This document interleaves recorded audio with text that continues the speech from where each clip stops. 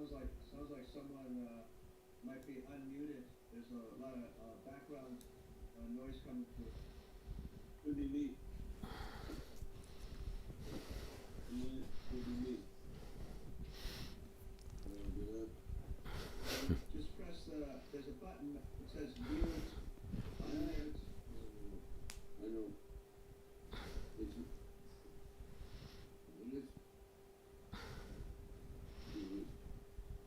Good morning, everybody. Welcome. Bruchim Habayim. So this week we had a women's class on Tuesday, and the title was Elisha the Prophet, Naaman the Leper, and a young abducted Jewish girl. We delved into the story in the Sefer Malachim, Malachim Beis Perek Hey, Kings 2, chapter 5, the fascinating story of Naaman, who was the military commander of the Syrian army, who was a leper, and he comes to the prophet Elisha to heal him, and Elisha sends him into the Jordan River for a dip 7 times. And this was all initiated by a young Jewish girl who was abducted by the Syrian army and was serving as a slave, as a servant in the home of Naaman. And she ultimately got her master's wife, Naaman's wife, to send her husband to Elisha the prophet. And the class delved into the details of the story, and particularly the way Naaman speaks about God, and Yakov speaks about God, and Yisro speaks about God, and Moshe speaks about God, which emerges to be a very fascinating discussion. You could watch it on theyeshiva.net, the replay of it. Last night, we had a class. It went a little longer than I expected. It went for 2.5 hours, so you need double or triple speed, unless it's music. And we learned about the secret of Jewish history. This was a siyum of the Lubavitcher Rebbe on Seder Kachim and on Maseches Kinim, which deals with the offering of a mother who gives birth, a woman who gives birth in Parshas Tazria, and ultimately deals with the ultimate source of fortitude of Jews throughout Jewish history. Siyum on Maseches Kinim. It's also on theyeshiva.net. We now continue the Maimer we began by the Rebbe, the Tzemach Tzedek. Derech Mitzvosecha, Mitzvos Tiglachas Metzora, the mitzvah of shaving the Metzora. We're on page 210, 8 lines from the top. Please open your source sheets. If you're on the Zoom, you have your source sheets. If you're on the website, theyeshiva.net, you have your source sheets. If you're on YouTube, you can open the source sheets by theyeshiva.net. What did we learn last time? We learned a fascinating example of the concept of metaphors and parables. The main point of last class was, the Gemara says in Sukkah, that Sichas Chulin Shal Talmidei Chachamim Tzricha Limud. Even the mundane, matter-of-fact, simple conversations of a Talmid Chacham require learning. The Zohar says that Reb Hamnuna Sava, the great sage Reb Hamnuna, would communicate Pirkei D'Shtusa. It literally means chapters of folly to his students before he would learn. The Gemara says in Psach in Shabbos that Rabbi would say a joke before the Shir. And the Tzemach Tzedek explains, it doesn't mean Reb Hamnuna Sava would say foolish things. It doesn't mean Rava would just say foolish jokes. But because these are people who were saturated with Torah, so then even those things that sounded anecdotal or humorous or mundane, tzrichem limud, there was so much depth in it. Because these jokes or these types of conversations, Sichas Chulin, represents the overflow of their cerebral power. It represents Moisri Moichin. When somebody is really entrenched in true wisdom and authentic wisdom, even things that come out, as a matter of fact, they don't convey the full depth of the person's mind and the person's heart and the person's soul. There's so much to learn in them. Because even in the leftovers, the residue, if you want to give a very simple and maybe a little bit of a foolish example, but maybe it works. And that is, Sometimes you go to a wedding and the smorgasbord is so filled with so many foods, so many dishes, excessively. And the richness and the quantity and the quality is so superior. So one would say, even that which they're throwing out could feed a nation. You know, sometimes I once went to a program and I told the director, I said, you know, with the food that you throw out from this program, you could feed so many hungry families. And to his credit, he created a program where all the leftovers from the program gets distributed to people in need. Sometimes you come to an event and there's so little food that people are fighting over the food. What's going to be left over is going to be garnished, a few crumbs. If you go to the garbage, it's going to be a few crumbs. Nobody's going to want it.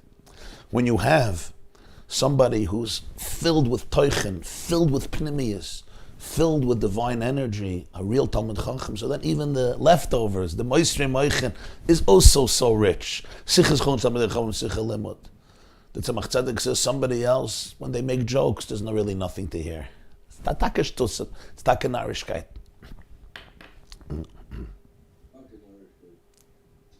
Narishkeit means it's foolish. He says other people, it's dvarim b'teilim. And it's true. If you've ever seen a real Talmud Chacham or heard a real Talmud Chacham, you know that the Sichas Chulin is tzricha limud. Yeah, to give an example, the Lubavitcher Rebbe would stand and give dollars on Sundays. Some of you have been there. And thousands and thousands of people would come by. Thousands. Men and women and children, secular Jews, religious Jews, Hasidim, Litvish, modern Jews, Orthodox, all forms. You had often non-Jews coming, non-Jews coming. You had politicians and you had celebrities and you had writers and journalists, all types. I remember, yeah. You were in front of Bob Dylan, he came for dollars, yeah. Bob Dylan would sometimes come Shabbos too, come to Fabrengen. And the Rebbe would often communicate with people humorously.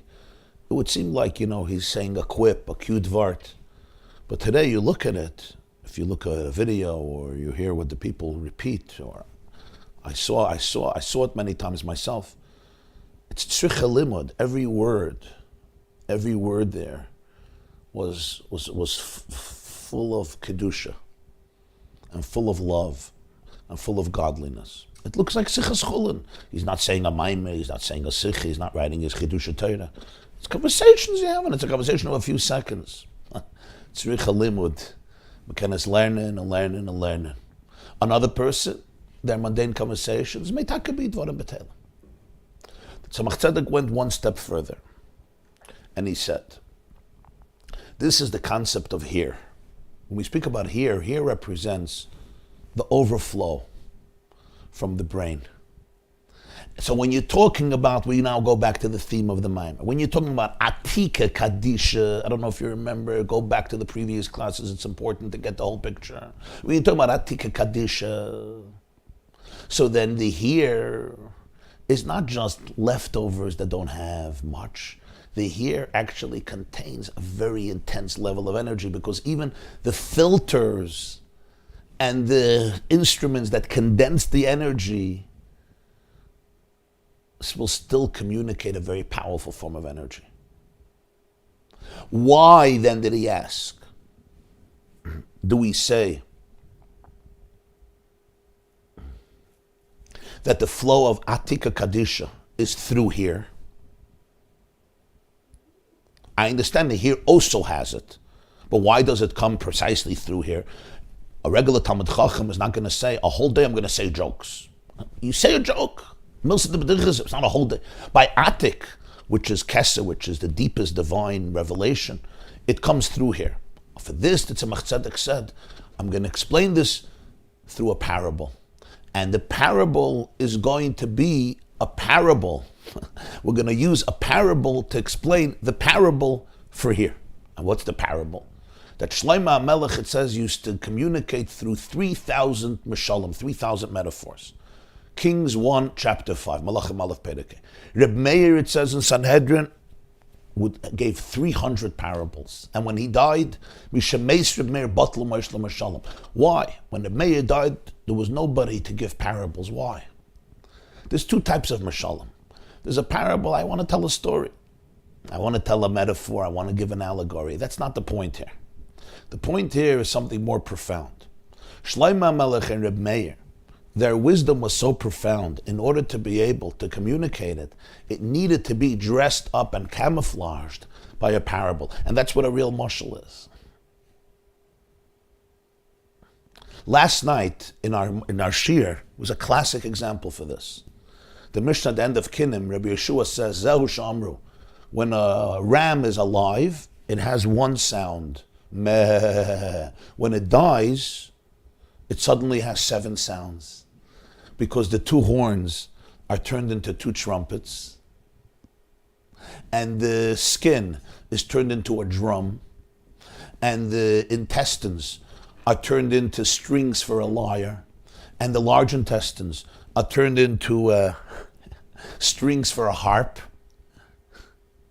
and the 2 thigh bones are turned into flutes. So from one sound, you have 7, because the organs of the ram become musical instruments. That's what Rabbi Yeshua says. And the Lubavitcher Rebbe says, a parable is trying to explain something. What profound wisdom do we gain through this metaphor with the dead sheep, with the dead ram versus the living ram? And the commentators struggle with this, and they say it's just some comparison to what the Mishnah says earlier about the birds that a woman who gave birth brings, and sometimes there's a confusion, and first she had to bring 4 birds, and she ends up has to bring 7 birds. It's like the ram, after it dies, there's more sounds. He says, what explanation does it really give? And throughout the Siyum, he shows how there is a profound halachic enigma within the carbon yeledes, within the offering of a woman who has to give birth. And there's a profound enigma in Jewish history, because Adrian, the emperor of Rome, asks Rabbi Yeshua, it says in Medrash, how did the Jewish people live? It's a little sheep surrounded by 70 wolves. And Rabbi Yeshua speaks about the shepherd that protects it. And it's this ram, this sheep that he's addressing.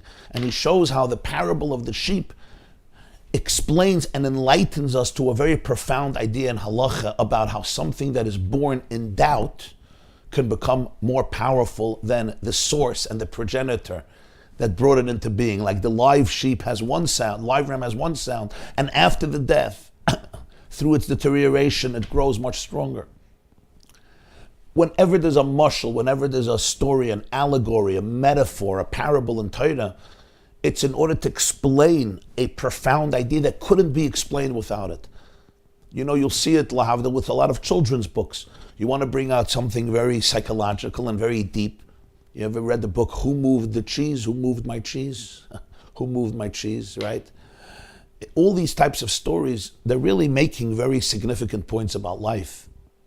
But if you just say the point, most people won't retain it, or won't listen, or won't internalize it, or won't get it.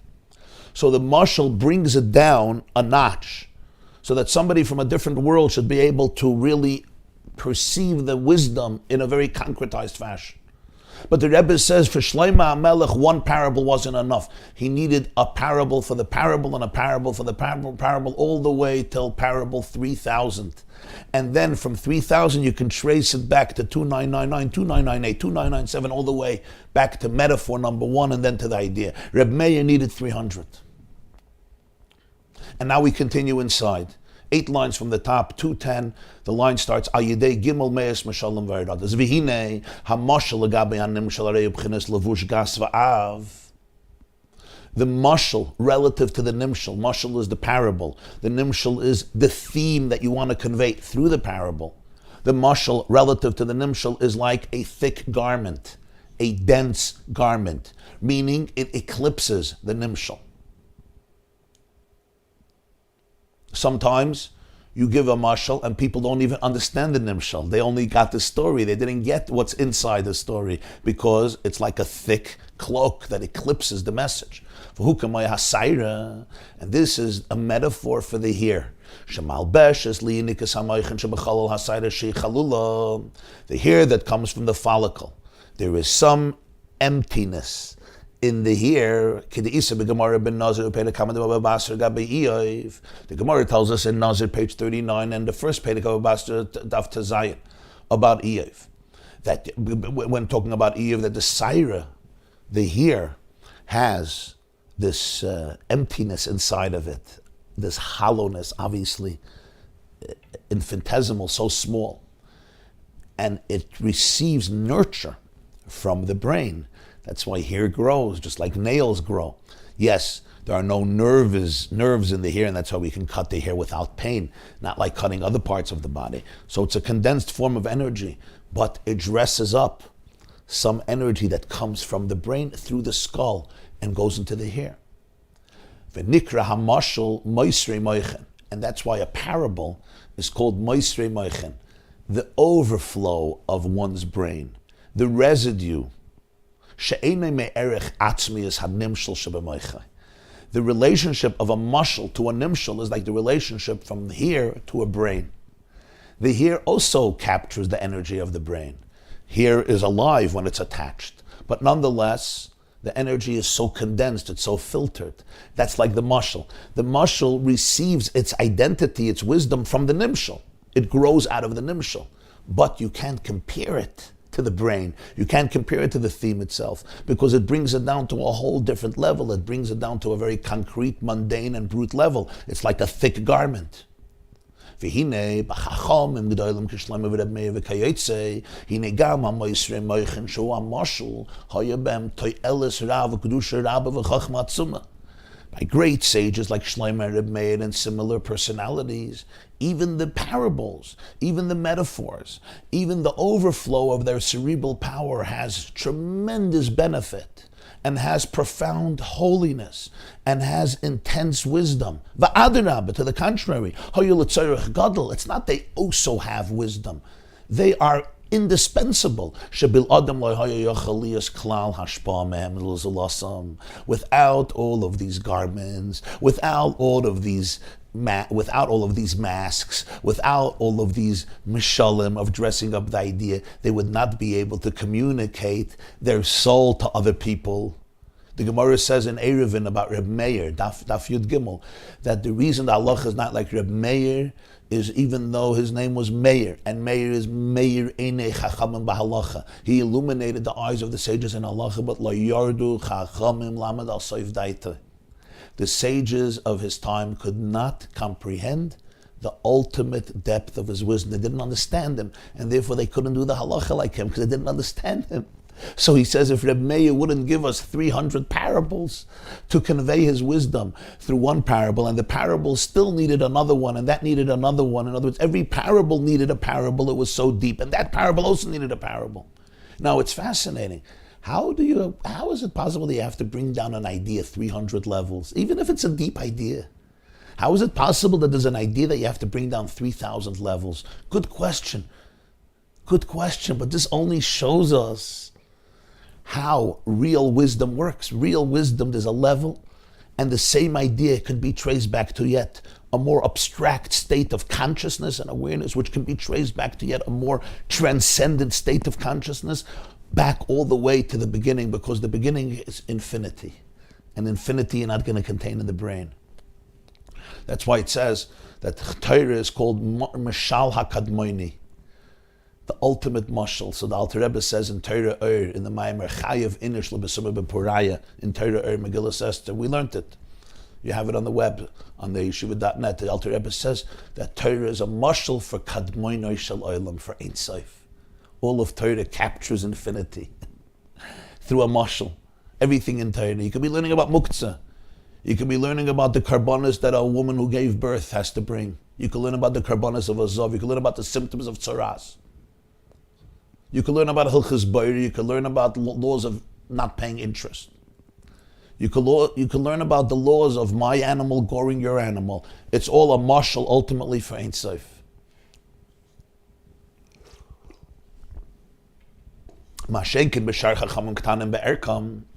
However, when you're talking about sages who are of a lower stature, at least relative to Shlomo and Reb Meir, they couldn't give such types of parables. Their parables were just for entertainment purposes. Like the Gemara says in Saita, the Mishnah, the Gemara says in Saita, when Reb Meir passed away, batlu moishla mashalom. The phenomenon of those who can weave parables and communicate them is finished. Why? Nobody gives metaphors anymore. Nobody tells stories anymore. Why you insult all these people? He says, no, it's not an insult. It's just an understanding what the mashal is. You have to know what to expect from the mashal. Their wisdom is on a lower level, relatively. Not to insult anybody, but they can convey the idea without parables, without examples. The idea itself can be communicated. So the real art of Reb Meir to weave together parables is not necessary. You may need it because people are bored, or people are lonely, or people want to laugh, or people are entertained. But in terms of the idea itself, you don't need that mashal. The idea is palpable enough. It's already on a lower degree, on a lower level.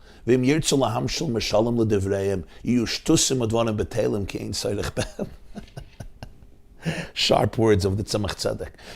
If they want to create mashalim for their words, they want to create parables, it's ultimately dvarim b'telim. It's wasted words because there's no need. There's no need.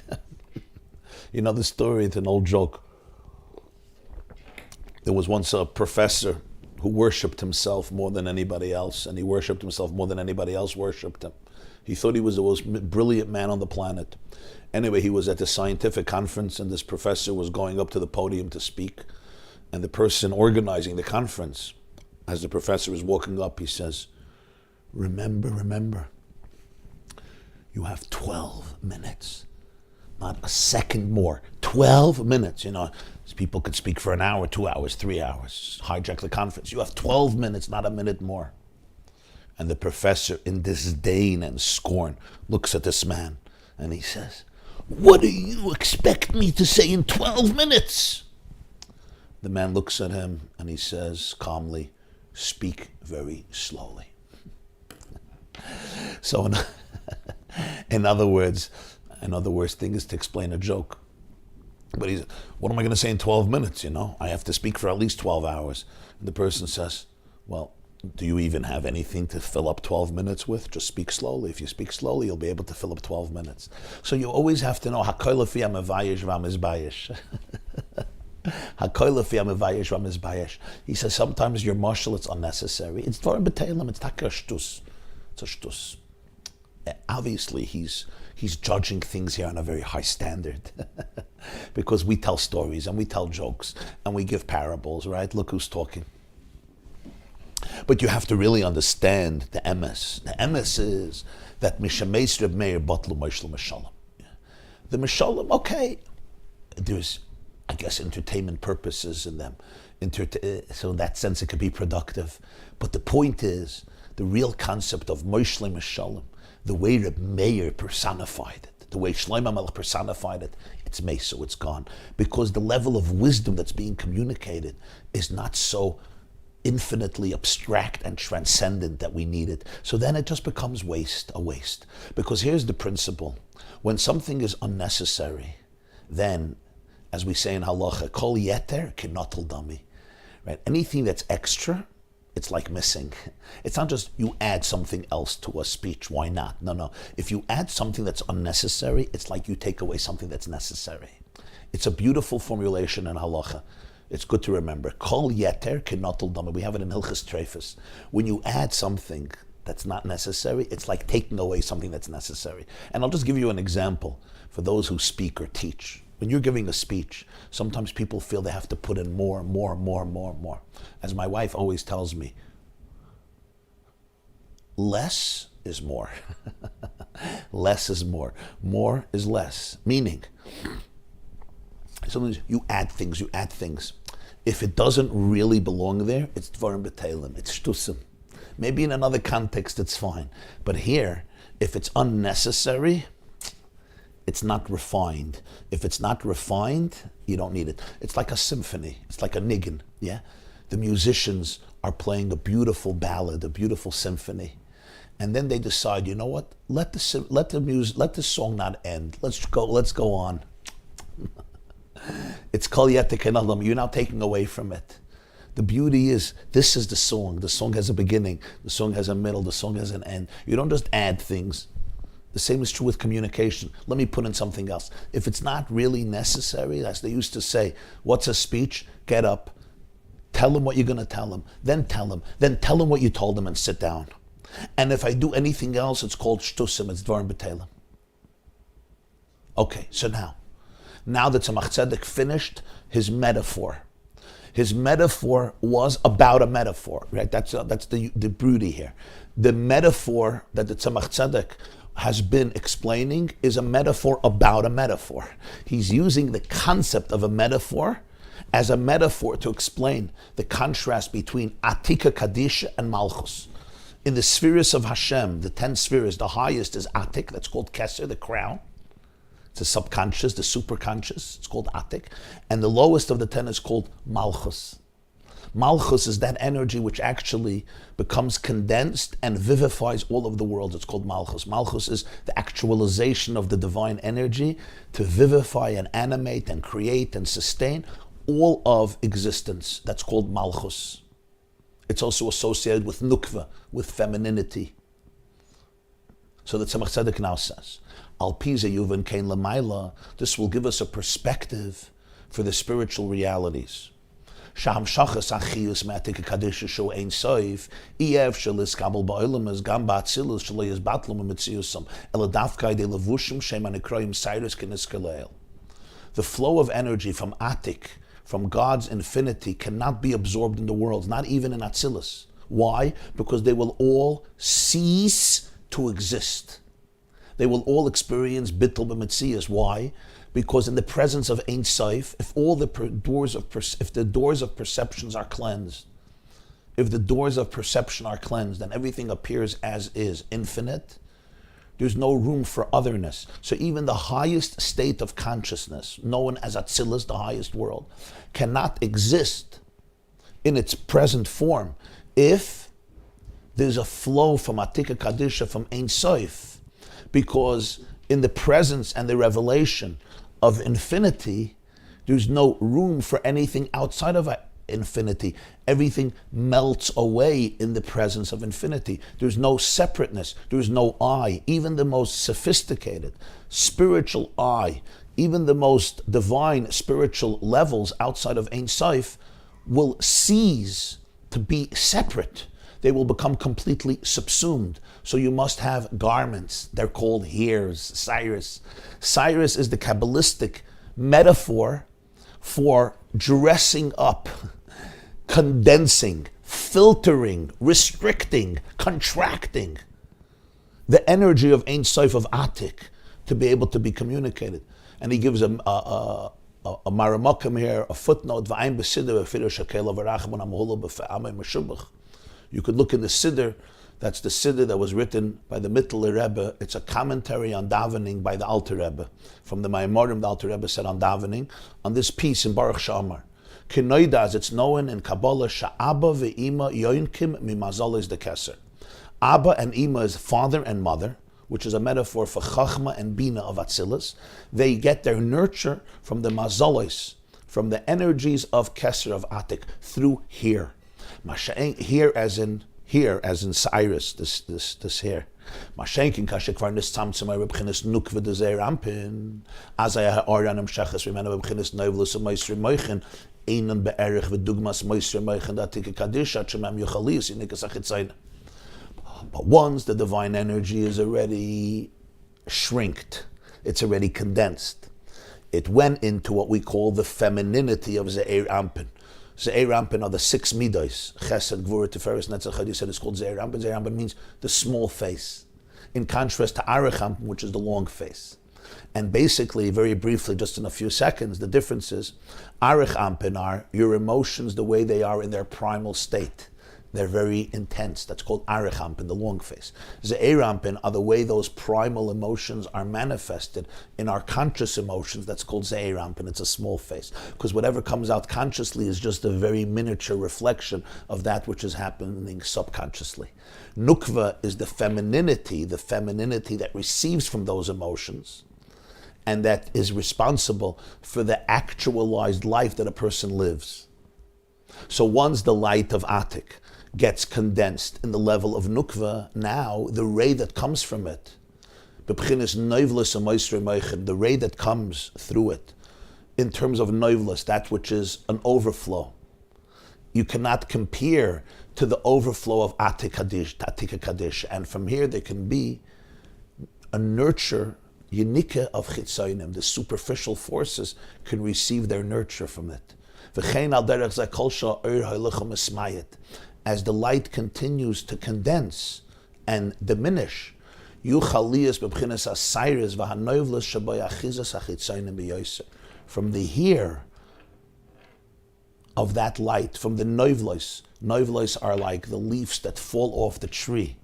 The noivel, there can be the possibility for external forces to hold on, and hold on in a very intense way. And that's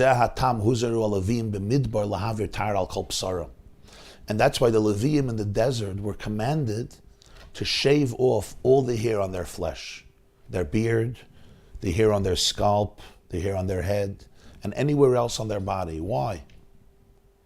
Listen to this. The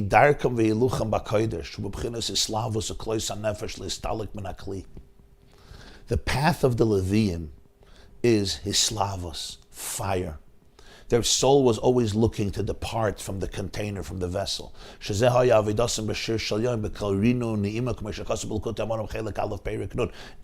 the Leviim would hold a concerto in the Mishkan.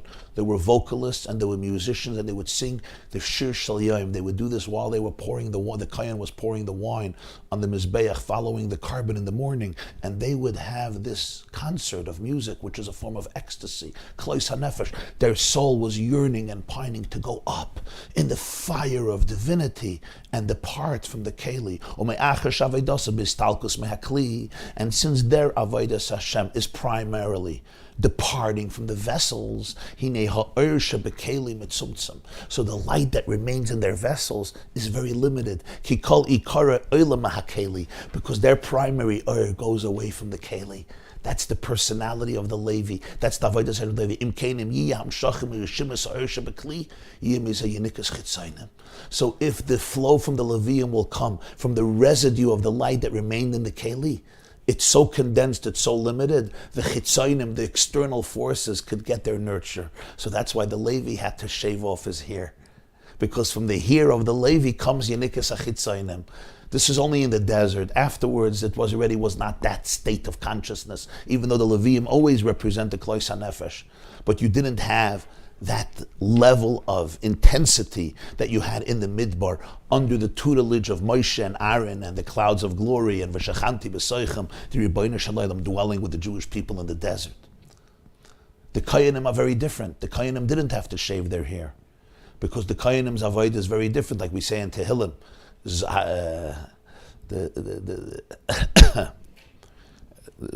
And Tehillim was yesterday's Yom of the Skan Aaron, the long beard of Aaron. What does this mean? There's two types of souls. There are souls that know how to come down into Kalim, and there are souls that run away from Kalim. The Leviim were spiritual artists. They were spiritual musicians. They were also musicians. They were spiritual musicians. Their soul was going away from the Keli. What's left in the Keli? Very, very little oir, because their oir is about running away, ascending. Like Nadav and Avihu ultimately died in the fire. Nadav and Avihu were koyanim. It was wrong for them to do. The Leviim, every day, their avodas Hashem was about the fire and the passion that consumes you, and it consumes your soul. It's always ascending. It's escaping the containers. Now that's amazing. It's amazing for the part of you that transcends containers, but it's painful for those who need to receive nurture from containers.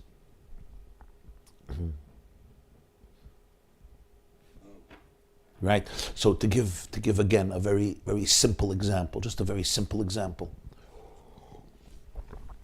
There's no communication like the communication of music, right? The sound of music, the energy of music. But now I want to ask you a question. What if a poor child needs a piece of bread to sustain himself? How does he communicate that? Through music. And how do you communicate it back? Through music. Here you have to talk about the bread. You have to bring it into Kalim. Music is a very, very sophisticated language, but it's not a language that can be employed when you need to feed a hungry person bread. You just can't do that. Why? Because music takes you out of the Kalim. Right? And here somebody needs a very practical, small, simple favor. Here the music becomes counterproductive. And that's what happens sometimes to spiritual artists. They're amazing. They're amazing for those who go out of the Kalim, but for those who are in Kalim and those who need that limited form of communication and energy, connection, they can't deal with this. For them it's painful. This doesn't mean there's no place for the Levi. The Levi is a major part of Avodas Hashem. It's that yearning of the soul, Ka'ayal Tareg Alafike Moyim, Ki ayol tareg alafike moyim. It's the niggin of the Alter Rebbe. Ki nafshi sareg elecha Elokim. Tzomo nafshi lelokim lekei lechovoy. Huyim bosayo avoy vivero penei Elokim. Ki ayol tara, you hear the melody here. Ka ayol tara galafike moyim, like a ram, like an ayol is. An ayol is one of those, actually, I think those wild mountain goats that pines on the flash floods of water, streams of water. My soul yearns and pines to God. My soul thirsts. There's a thirst, and the Levi sustains that thirst. The Levi sustains that fire, that yearning, what we call rotzoi, the rotzoi. And the light that stays in the keli is very, very small. And you know what can happen? If all we get is that light, it's so condensed, it's so filtered, that actually there could be negative energy that comes from it. Negative energy could get a foot into the door through tzimtzum. Because whenever the energy is very, very restricted, it can also be distorted. It can be misconstrued. It can be used in different ways. That's why you'll see that sometimes great, great artists allow injustice in the world. They're good people, but they live in a higher plane, and they don't understand what it means to have boots on the ground and to stand up to injustice. You understand what I'm saying? They're holy, they're aloof, but they're aloof, they're sublime. And to fight injustice, you have to have boots on the ground. You have to be very practical. You have to be very concrete. Your oiris have to be oiris b'kelim. Sometimes spiritual artists, they're great. They're great for a concert. But the oir in the keli is very small. There's no practical application. And therefore what happens is the parasites can come in. The parasites come in. The infections come in. The bacteria, the fungi start feeding off their energy in the kalim. This is the Cyrus of the Levim, so they had to shave their hair. They had to shave their hair because the oir in the keli was so mitzumtzum. So now to have a further tzimtzum, which is represented by the hair, would only feed the chitzainim. So you can't afford that tzimtzum, so they had to get rid of the Cyrus. It's a very, very subtle idea. Very subtle idea. This is the whole idea of Sichas Chulin. The Talmud Chacham Sichas Chulin is full of richness and depth. It's not shtusim. But the not Talmud Chacham Sichas Chulin, the overflow they hear is shtusim. Again, the mashal. Shlomo HaMelech's mashal, Reb Meir's mashal is not shtusim. On the contrary, it contains the depth of the idea. But somebody else's mashalim are a waste of time. Advarim b'telim.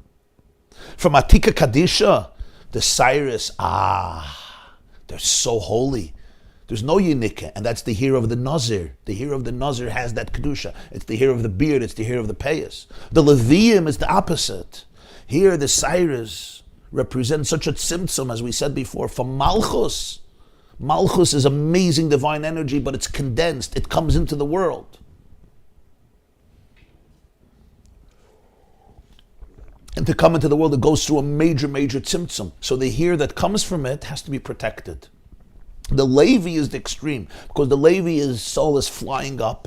So the oil that remains in the Keli is very, very small, very, very condensed. And therefore, from that level of oil, if you have hair, it's going to be so condensed, so restricted, that the energy afterwards can be distorted. So the Levi had to shave the hair only in the desert, afterwards not.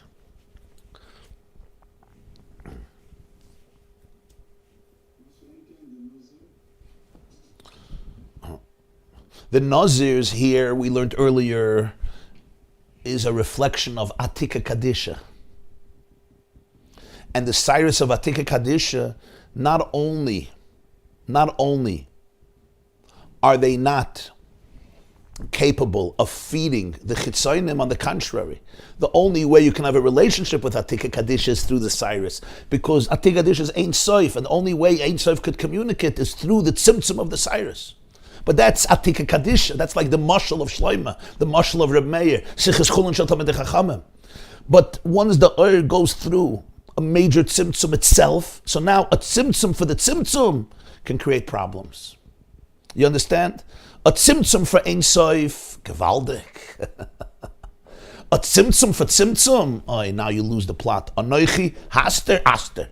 The Baal Shem said, Anoichi, haster, aster. The hester is also behester. The concealment is concealed. The fact that the light has to be concealed, of course. There's no Ein Sof. I can't communicate with Ein Sof without here. But when the tzimtzum becomes tzimtzum, when the hester becomes a hester, when the cover-up becomes a cover-up, when the cover-up becomes cover-up, now I don't know the difference of light and darkness. Now you lose the edelkeit. Now the hair can be something that can create distortion. And the Levi's here in the midbar had to be shaved. The Nazir is not allowed to touch his hair, because the whole Kedusha comes through the hair, because it's the Cyrus that are connected to Atik, and that's the beard and the payas of a Jew, of a man, of a Jew. Atatofes?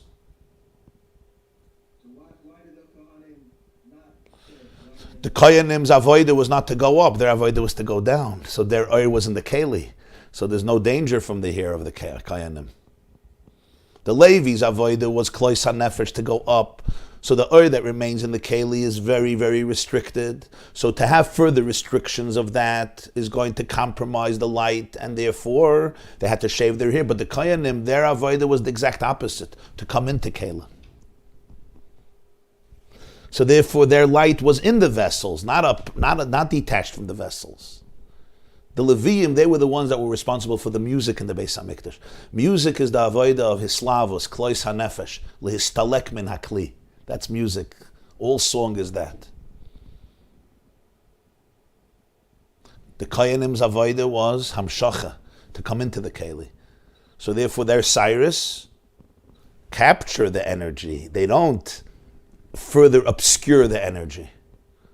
When the energy is already obscured, like it's by the Levium in the Keli, because the main energy is outside of the Keli. So in the Keli, the energy is obscured. To obscure the obscured energy could become a source for Klippa. Yenikas HaChitzayim. But to obscure divine, intense energy, that's exactly what you need. So then the hair could be holy. V'hine al piza yuvan gamke mitzvahs Tiglachas ha-Metzora. This will explain also why the Metzora has to shave. B'yois ki ha-Metzora muchlat nisbayar leil. We explained in a previous mitzvah, a Metzora, a leper, inyana yistalkus moichin da abba, upartzufe leia v'rachel, shem b'chines levushim ha'kedoshim. Utmurasam yatsu ha'negoyim se'es, oy sapachas, oy baheres, shehim dinim takifim, umehem yoinkim achekach ha'chitzoynim adei seir lavon kemavur sham. So it's going to be an incredible explanation now. What's Tzaras? What are the symptoms of Tzaras? Symptoms of Tzaras is that literally somebody has healthy skin and a white patch develops in a certain part of the skin. Se'es, sapachas, ebaheres. These are different shades of white. It could be white like snow, white like wool, white like the lime on the heichel of the Beis Hamikdash, the plaster they used for the walls of the heichel, or white even like the shell of an egg, krum beitza. But the hair develops that whiteness, which represents the first step, and then the hair in that patch is transformed into white hair. Or the patch grows. There's different symptoms, and that makes a person a Metzora, and they become tameh. What does this represent spiritually? It represents that the natural color of the skin is substituted by a whiteness. And what this represents is that there's a certain flow of holy energy that comes through the body, and it departed, it left, and instead a leprosy takes over. And the leprosy represents what he calls dinim takifim. Dinim takifim means harsh judgment. And now, when there's white hair, what happens? When there's white hair, this means that the chitzonim, the klipos, are now receiving nurture from this person. And that's where there's tumah, there's impurity. And a person needs to reevaluate his life. So the Tzaras represents that there's a certain energy of godliness that flows through the body that departed, it ascended to a higher space. Instead, there is a harshness in this person. Dinim takifim is a harshness. And whenever there's harshness, it's very easy for klippos to come and get their energy. And that's what the white hair represents. It's not the natural color of the hair that was there originally. It was transformed into white, which represents that there's a certain deadness, a lack of vitality of the blood that comes from the blood, a lack of warmth, and that's the white hair. Now, when a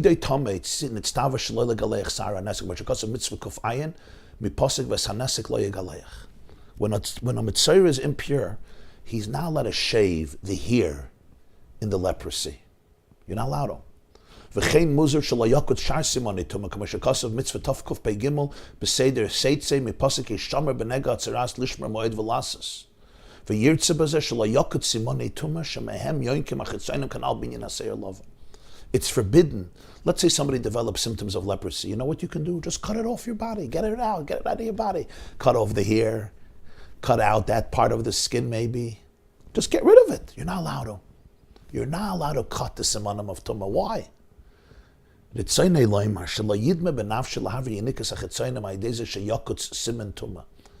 cannot remove the nurture of the klippa by cutting off the sign of tumah from where they're getting their nurture. You're going to think you think that by cutting it off you're going to get rid of them. They're going to become stronger. Here's the rule in life, and you read it here first. You could do 10 books on psychology. Whatever you resist persists. You think you're going to cut it off. You're going to get rid of it. No, it's going to get stronger. Hashem does not act like a tyrant with his creatures. He doesn't choke them.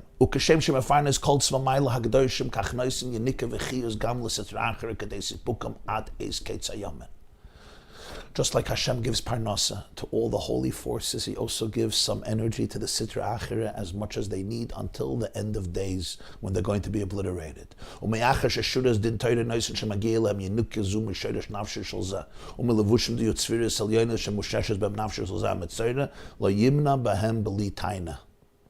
And since Torah demands that they receive a certain form of nurture from your soul and from the garments of the 10 spheres of God in which your soul is rooted, so this Metzora cannot take away their nurture without justification. If you're going to cut off the siman of tumah, they can become much more powerful. Al nafshay, on the soul. By giving them what they need, they don't have to grab more. When you stop giving them what they need, when you choke them, when you take the ear away from them, when you want to suppress them and repress them, you know what happens? They come back with a vengeance. What does this mean? This has tremendous ramifications in life. Whatever is coming up in my system is there for a reason. If I deny it, if I delegitimize it, if I make believe it doesn't exist, if I just cut it out of my life, I'm not getting rid of it. I think I'm getting rid of it. No, it's there. It has its space. It needs its space. There's a reason it's there. It's an alarm clock.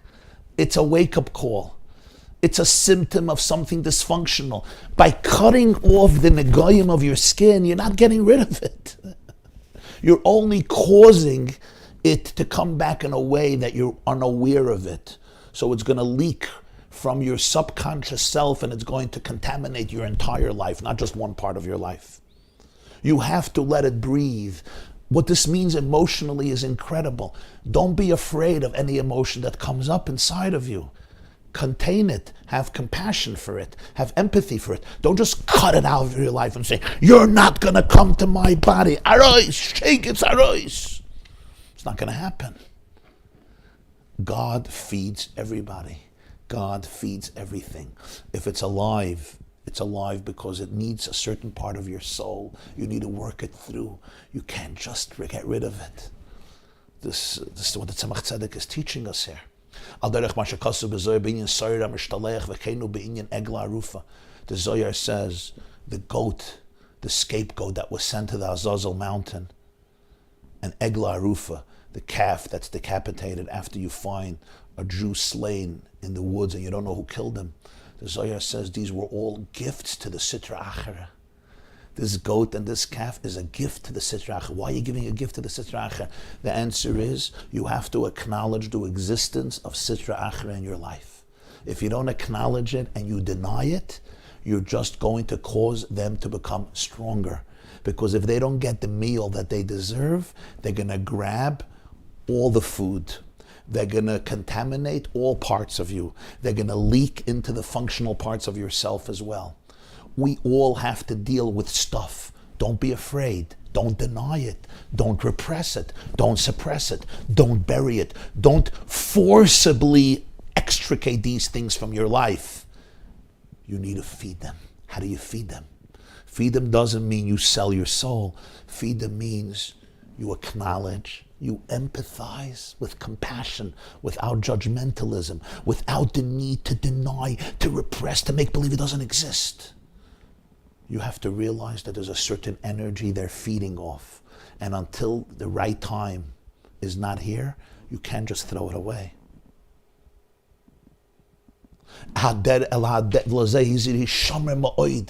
The richness here, that's why the words of the Torah is be very careful not to cut off the neged Tzaras. Why be very careful? It's about security. Because if you cut it off, it's going to endanger you because they're going to come back with more power. Whatever we repress is not gone.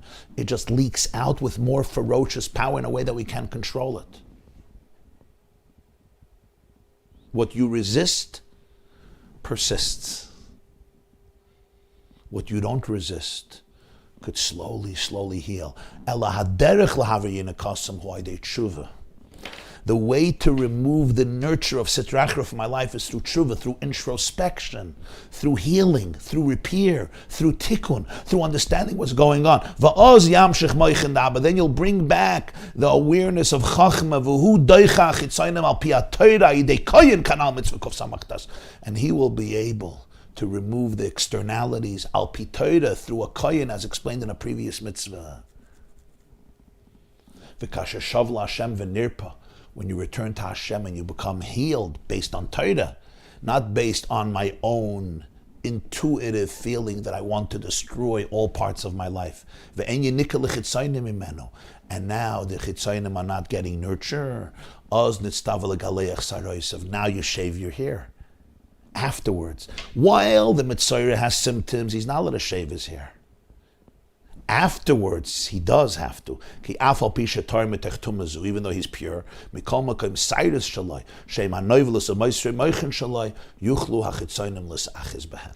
The here, which represents the overflow of his moichin, the external forces can grab onto it, kihem dinim kashim, because they represent harsh judgment. And whenever you're harsh, even if your harshness is coming from an idealistic place, it can cause tremendous pain. L'sibas katnos ha'or adayin boy she'en be'adayim chines kedush shel yoyne shebehem nimshachim levushim kedoshim and all the sides. Because he went through this tzaras, so therefore the here still has a very, very small level of light. It doesn't have the full flow of the higher holiness from where holy garments come, and that's the holy here. And therefore, the Cyrus, which represents a very restricted form of holiness, the chitzonim can grab on, and therefore you shave them. Once the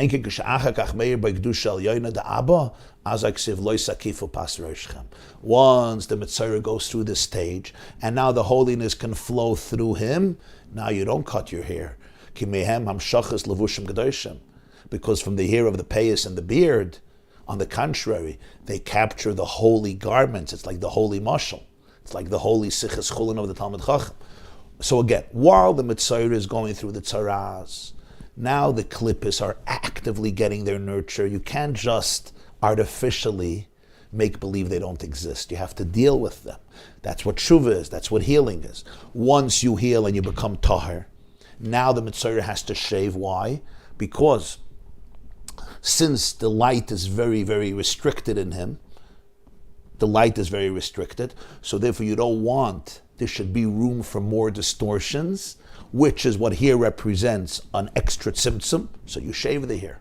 Once the Metzora goes through that stage and goes back to his primal state of holiness and divine consciousness, now the hair of the payas and the beard becomes a manifestation for divine holiness. And therefore, on the contrary, even though as a Metzora, when he became pure, he shaved his beard, he shaved his payas, he shaved all the hair on his head, like the Levium in the desert. Now you leave your beard, you leave your payas. Fakert, the payas and the beard capture a tremendous, tremendous holiness. All of this becomes the source to be able to understand the paradoxes of hair.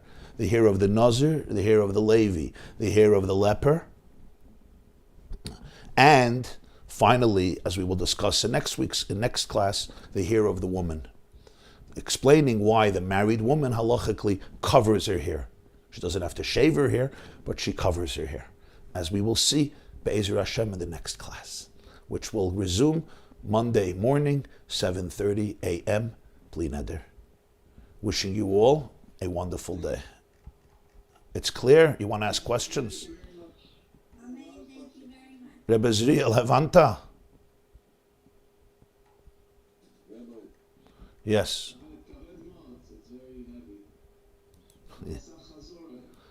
Yeah, Nice chazara, thank you, I agree. Rabbi, what do you think about Rabbi Nachman, his parable?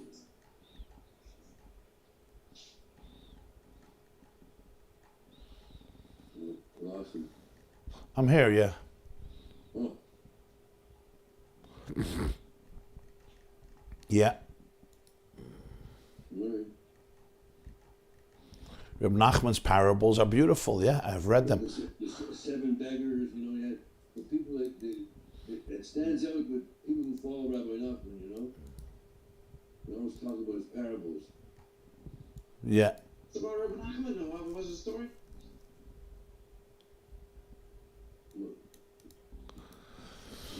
Okay, some of the comments. Somebody wrote, taking Tylenol for a fever won't get rid of the illness. It just removes the symptoms. Rabbi Jacobson. Yeah, 1 second. Taking Tylenol for a fever won't get rid of the illness. It may remove some of the symptoms.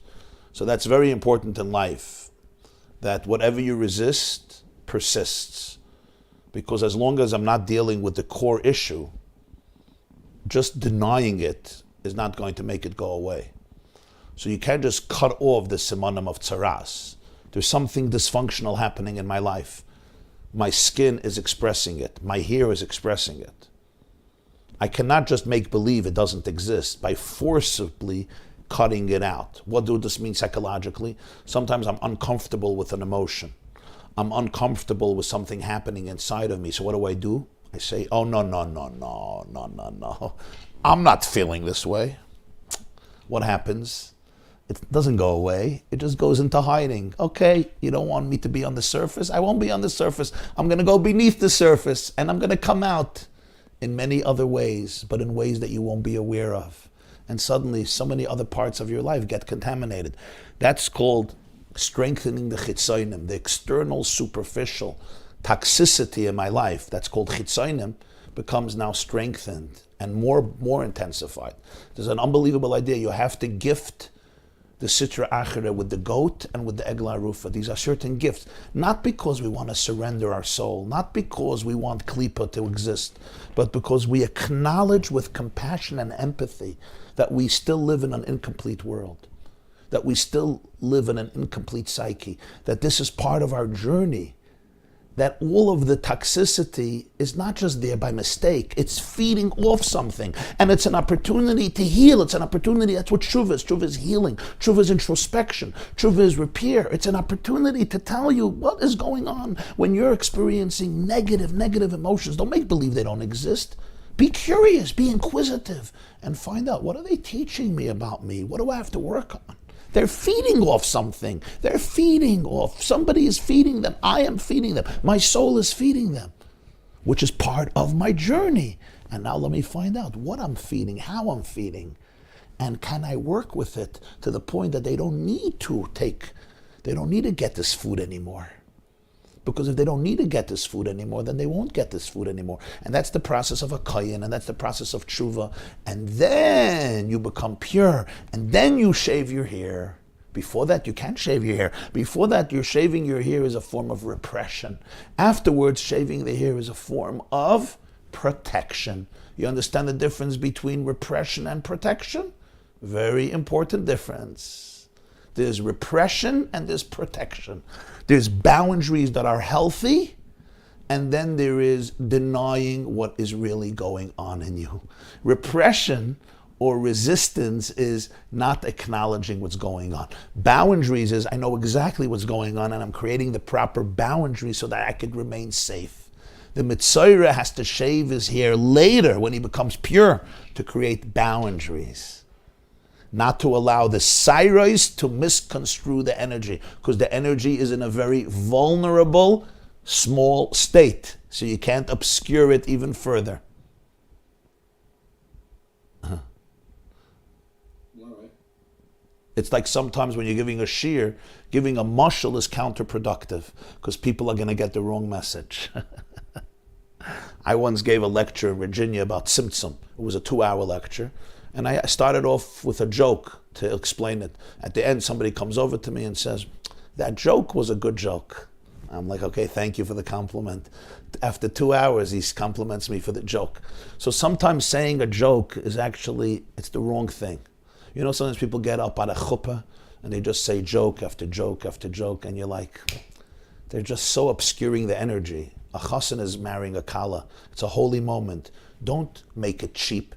Jokes are amazing in the right context. You know, when you're in a real intimate conversation with somebody and they're pouring out your heart and you start making jokes, what is it? You'll say, what's wrong? Rabbi used to make a milsa de b'dichas. No. Rabbi's milsa de b'dichas was a conveyor for authentic energy. Your jokes are a distraction for authentic energy. You're not comfortable. You're awkward. You're not being open to the moment. You understand? Sometimes a tzimtzum is beautiful. It allows people to experience the energy. But sometimes a tzimtzum is the ultimate tzimtzum. Sometimes when the tzimtzum is mitzumtzum, the tzimtzum is counterproductive.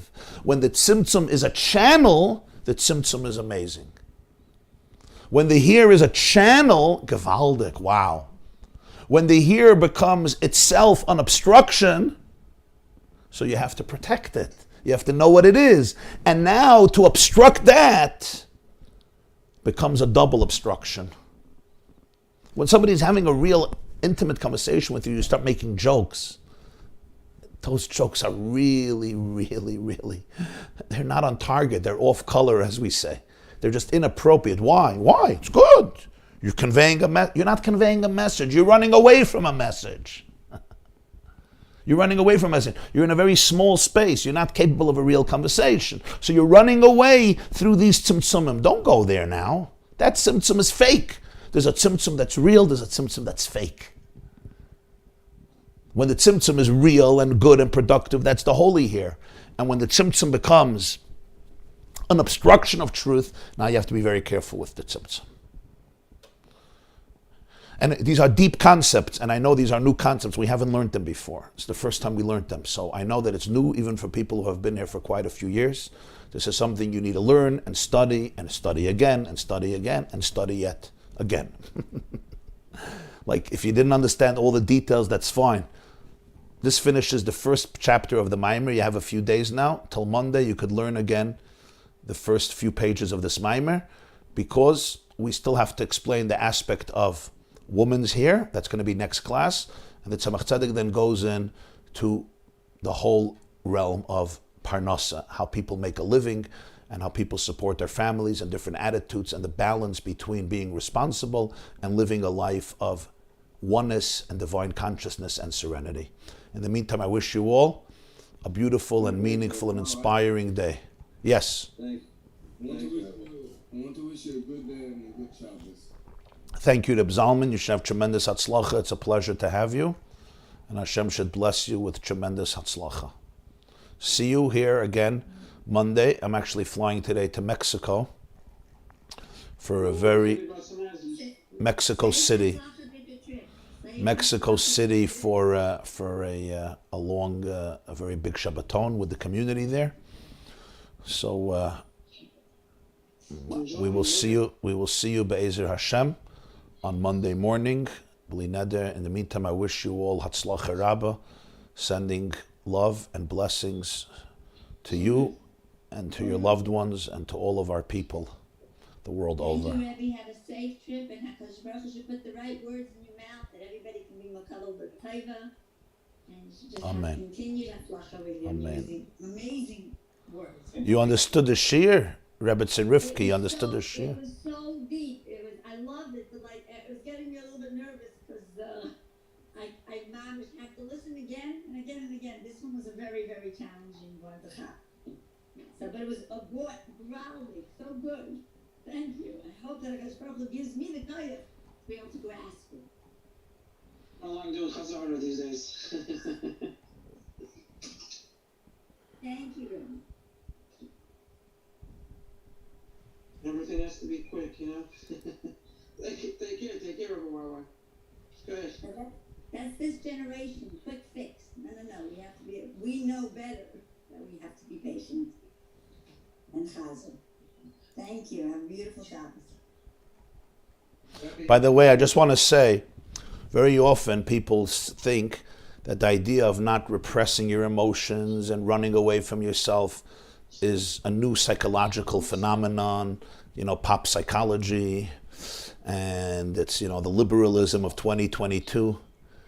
But here you have the Tzemach Tzedek writing a mimer in the late 1700s or early 1800s.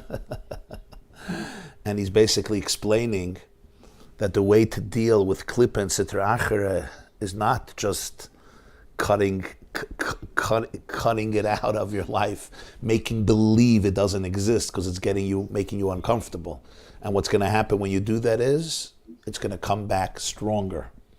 That's such a powerful, powerful concept.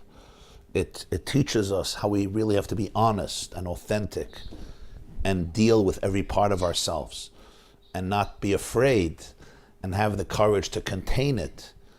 And on the contrary, by doing that, you can actually heal. You can actually allow the chitzanim to relax and not to have to get nurture from you because you fix what has to be fixed.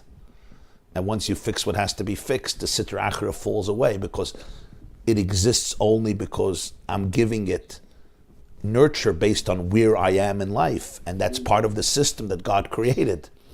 And only when I really, really work those things out in myself could they ultimately, cease to have that reality, to have that existence in my life. I just wanted to clarify that. Okay. Rebbe, is a tzaddik able to use the concealment within the concealment, the simsum within the simsum? Is it a power that a tzaddik can use, or is it just a bad thing? Well, everything can be used, but that's the point.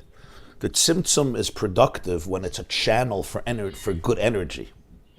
When it becomes a distraction for energy, it can be misconstrued.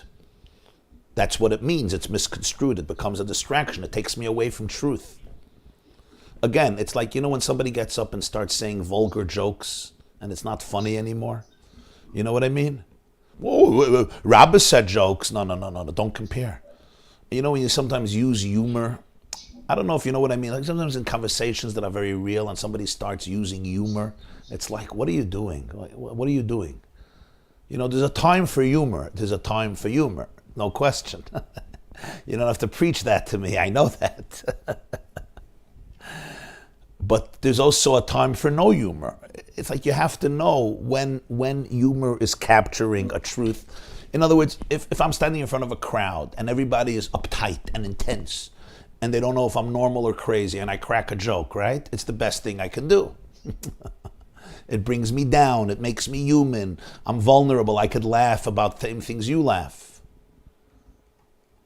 But if we're in the moment of a very profound exchange that's intimate and heart-wrenching, it's like, what are you doing? You're just escaping into an inauthentic world. So when Tzimtzum is a channel for energy, it's very, very powerful. Extremely powerful. On the contrary, it's the way to communicate energy. And that's the mashal of Shloima and Reb Meir. And that's Sichas Cholin Shel Talmidei Chachamim. And that's the hair of Atik. And that's the payas. And that's the beard. Why did the Levim have to cut their hair? They were singing to Shem. They were going ruchnius. Why did they? Because the Levim departed from the Kalim. Their avodah was to ascend the Keli. And the light in the vessel remained very, very restricted. So if that light goes through another tzimtzum, it could become misused. I'll give you an example. Okay? How could it become misused? The Levim were in the Mishkan, they were in the base of Mikdash. How could it get... Because their connection was through transcending the vessels. So in terms of what was left in the container, it was a very miniature form of energy.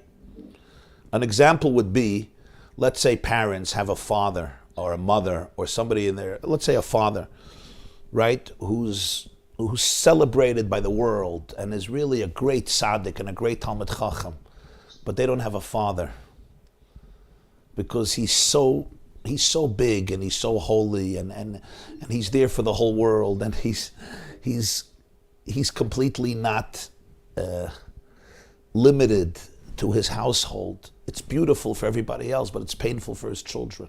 Why is it painful for his children? Because children need a father who's small, who's simple, right? A father who could sit down on the floor and forget about the world and just connect with his children in a very small, simple, humble way. That's called going into Kalim. So sometimes the great light, it's amazing when you're up there. But for people who need a small light, they need the Keli. The Levi was that spiritual artist in the desert who was outside of the Keli. And the light of the Keli was very, very small. And from there, if that light is obscured further, if that light goes through a tzimtzum, it can be completely compromised and sometimes misconstrued and misunderstood. So it's really a mashal. The Levim and the Kohanim, they're a balance. It's all a mashal. The Kohanim and Levim is a mashal. Of course, it's a balance.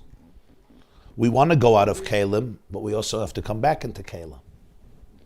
Yin and Yang, Ratzah and Shaiv. Transcendence and immanence. So our lives are mostly in the middle somewhere. Some of us need to go out of Kalim more. Some of us need to go back into Kalim more. Like you and me. Purim, we spoke about breaking the keli. You remember? Zekais v'zekas. You got to break the keli. Adaloyada. You got to go out of the keli. You got to break the keli under the chuppah. But then you have to go back into the keli. Right? The acronym of Adaloyada is Yada. Adaloyada is Ayin, Dalid, Yud. Is Yada. Because the Adaloyada got to go into Yada. And then the here becomes amazing because the here becomes a channel. Did you say artists have big iris and small kalim? Usually. Very often. Very often. Real businessmen have big kalim because that's what business is like. Bottom line. The market. What do people want? Artists, it's about self-expression. Right? The hardest thing for artists is dealing with editors, dealing with marketing. Van Gogh, I don't know how he died, I think a broke man. They sit in their basement and they draw art. And it's amazing for themselves. My father, Alav Shalom, was an editor of a Yiddish newspaper. He had a lot of great Yiddish writers. The problem is, an article needs a limit of words, right? But these writers wanted to express themselves. So you give in an article with 6,000 words, but you only have a place for 1,000 words. So my father was the editor. And the day later, I remember he would be on the phone comforting all these artists who felt that he killed them. Murder would have been better. He killed them. He destroyed their creativity. In Yiddish, there's an expression, a Schreiber starbt nicht von Herzfällen, starbt von Druckfällen. I don't know how you do that, but a writer doesn't die from heart failure. He dies from the mistakes on the printing press. In other words, he dies from his article being botched up. It's called Kill Your Darling. Right, kill your darling. So now you have editors and you have editors. You have editors who don't know what they're doing, so they take your article and they destroy it. They take the soul out of it. You have real editors. What do? They make it palpable. It's called tzimtzum. They channel it. They cut it. They put it in a frame that people can eat it, that people can digest it. Because if it's just infinite expression, it's beautiful, but nobody's going to get anything out of it. You need to come down. That's called kalim. Okay. Everybody have a beautiful day. Thank you for joining us. It's a pleasure to be with everybody. Thank you, Rebbe. The very big chus to be here.